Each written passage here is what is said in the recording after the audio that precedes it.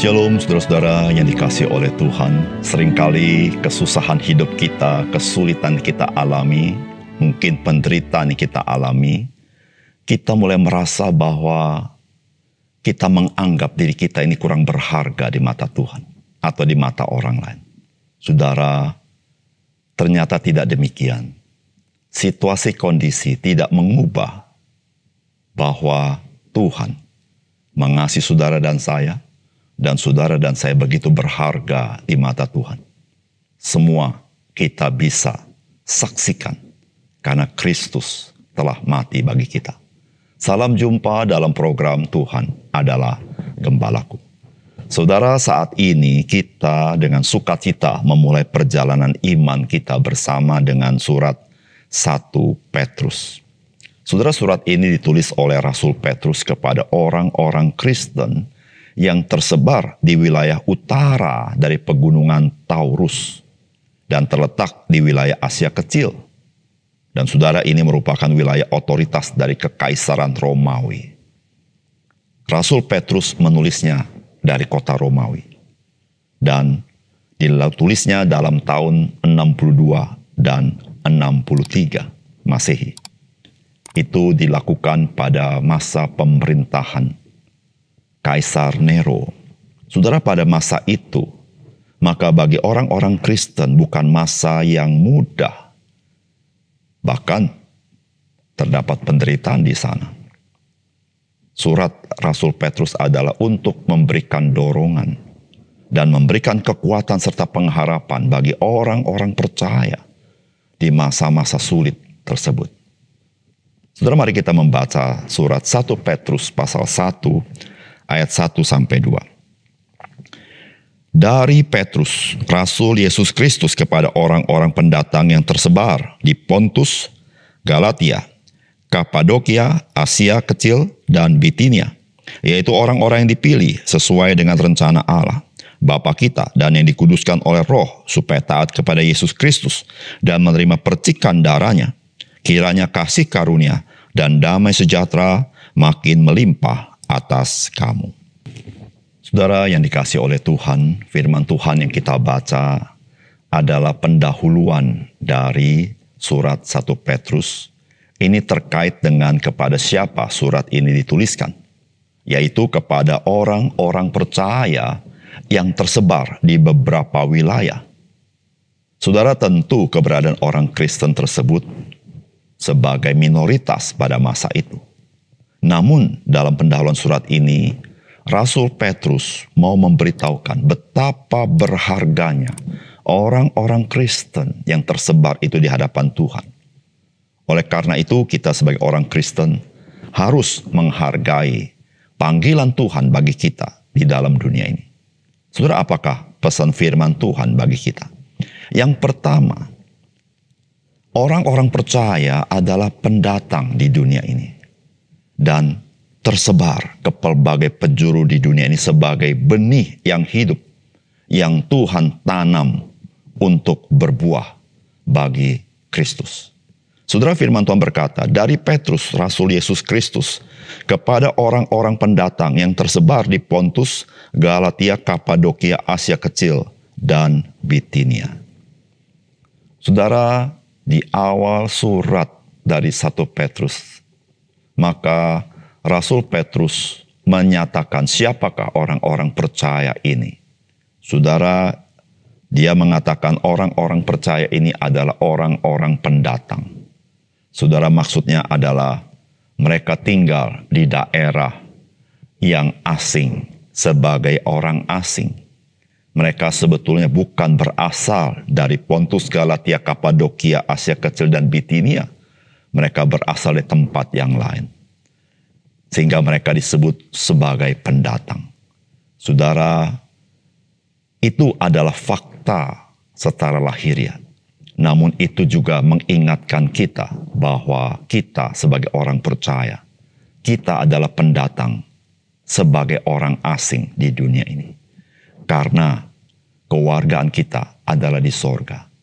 Saudara, kita di dunia ini tidak selama-lamanya. Kita ini pendatang di dalam dunia ini.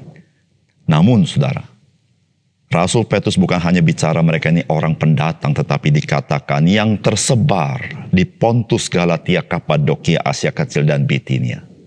Saudara, ini yang terjadi pada masa itu, di mana orang Kristen diawali dari Yerusalem. Namun terjadi penganiayaan Yerusalem, mereka mulai keluar dari kota Yerusalem sambil memberitakan Injil. Dan saudara, melalui pemberitaan Injil, saudara-saudara, dan juga penganiayaan dan sebagainya, maka orang-orang percaya mulai tersebar ke pelbagai tempat, ke pelbagai wilayah, saudara-saudara. Nah, saudara, yang sangat indah adalah yaitu kata tersebar. Saudara, kata tersebar itu adalah terjemahan dari kata diaspora. Diaspora itu bahasa Yunani di dalam Perjanjian Baru. Saudara, ketika mengenal kata diaspora, ada kata dasarnya spora. Saudara, kita tahu spora itu adalah benih yang hidup. Sehingga saudara, kalau kita mau mengartikan secara harafiah, diaspora itu adalah benih yang tersebar, yaitu benih yang hidup itu. Saudara, orang Kristen kita harus ingat, kita ini tersebar di pelbagai tempat di pelosok-pelosok dunia ini. Saudara ingat, kata tersebar itu adalah benih yang hidup, yang berada di pelbagai tempat tertabur di sana-sini. Saudara, apa artinya? Artinya saudara dan saya, ada rencana Tuhan. Engkau ditempatkan di tempatmu dan di tempatku. Di wilayahmu dan di wilayahku. Di kotamu dan di kotaku. Di negaramu dan di negaraku. Di tengah bangsamu dan di tengah bangsaku. Saudara, ada maksud Tuhan. Ialah saudara, supaya saudara menjadi benih yang hidup itu. Yaitu benih sorgawi, yaitu benih Injil. Saudara, lihatkah engkau bahwa betapa berharganya engkau di dalam dunia ini. Apapun yang terjadi dalam hidupmu, tidak memberitahukan bahwa engkau tidak berharga. Tapi panggilan Tuhan itulah saudara, yang mengingatkan bahwa engkau begitu berharga. Engkau dan saya di tempat masing-masing ada maksud Tuhan. Karena kita ini adalah diaspora, yaitu benih yang hidup yang tersebar, yang ditanam oleh Allah di pelbagai tanah untuk kita berbuah bagi Dia, yaitu buah jiwa-jiwa bagi kemuliaan Tuhan. Yang kedua, saudara, menjadi orang percaya itu sepenuhnya adalah pekerjaan Allah Tritunggal. Supaya kita ini menjadi kudus dan taat kepada Yesus Kristus. Saudara, firman Tuhan berkata, yaitu orang-orang yang dipilih sesuai dengan rencana Allah Bapa kita dan dikuduskan oleh Roh supaya taat kepada Yesus Kristus dan menerima percikan darahnya. Kiranya kasih karunia dan damai sejahtera makin melimpah atas kamu. Saudara, ketika kita berbicara tentang betapa berharganya kita di mata Tuhan, maka ayat tadi memberitahukan kepada kita. Saudara, kita adalah ciptaan Tuhan. Namun kita ciptaan yang telah jatuh dalam dosa, yang telah lari daripada Tuhan. Saudara, Tuhan mengembalikannya. Dan saudara perhatikan ayat ini. Allah Tritunggal bekerja dengan begitu heran dan penuh dengan kasih bagi kita. Saudara, kita menjadi orang percaya bukan by accident, tetapi saudara ada di dalam rencana Allah dalam kekekalan.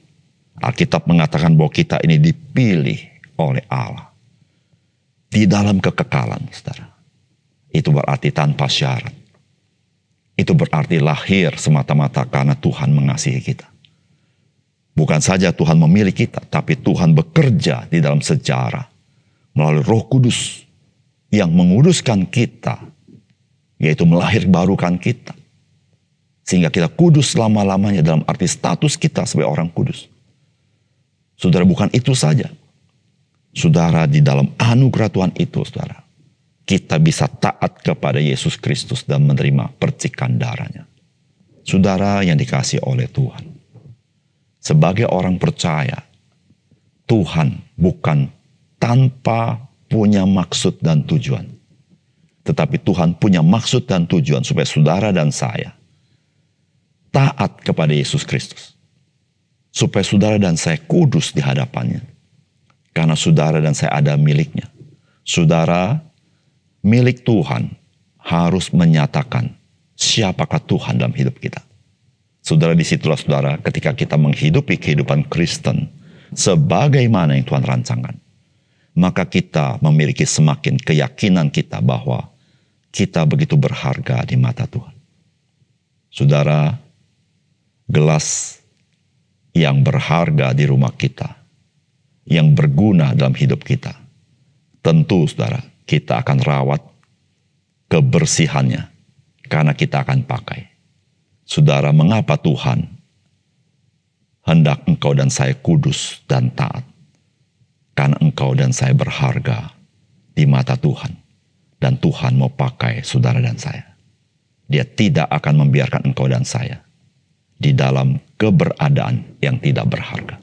Oleh karena itu saudara, mari kita merespons anugerah Tuhan yang ajaib ini dengan berkata, Tuhan, saya mau. Mari kita berdoa. Bapa surga, terima kasih untuk kebenaran firman-Mu. Biarlah kami menyadari betapa kami orang-orang yang terbuang, yang terhina ini, bukan karena Tuhan membuang kami, tapi kami sendiri yang membuang diri. Kami bersyukur Tuhan memilih kami. Dan Tuhan punya maksud dalam hidup kami. Biar apapun yang kami hadapi, kami selalu sadar, kami berharga dan dikasihi oleh Tuhan. Dalam nama Tuhan Yesus kami berdoa. Amin.